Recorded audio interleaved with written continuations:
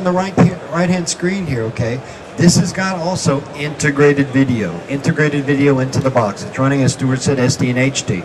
So I've got a direct interface. This is, I want to thank New Waves from Los Angeles who gave it. This is just a promo here for Ice Age. Okay, and as you might notice,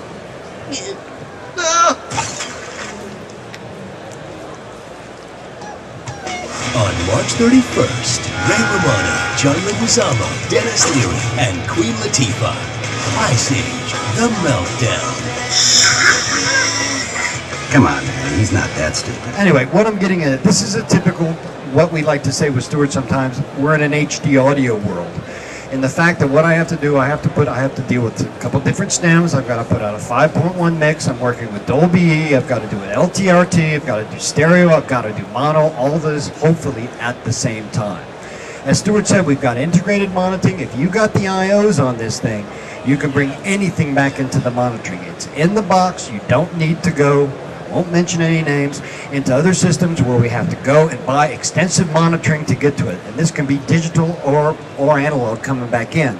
Also, there's some really very clever multi-format stuff. For example, I'm just going to give you one. Try and follow me on this. It's called bus reduction, okay? Because actually what I'm doing, I'm running two mixes here, okay? Let me run it back there. I'm running that stereo mix and my stereo mix here at the same time. Now, the way we do that is actually pretty easy. I've got one 5.1 main bus. I've got a sub bus I set up as stereo. Nothing. Normally I do two passes to take care of that. However, we got a special thing called reduction where I've actually, this is not different fader bank. What it is a different layer of fader activity. In other words, I've got my 5.1 mix sitting there with all my dynamic automation happening, my pans and stuff like that. If I hit this layer, this is the reduced bus. It's a mirror. It's a clone, but a stereo fold down. However, these are no longer levels. These are nothing more but offsets, follow me, to my dynamic mix that's happening in 5.1.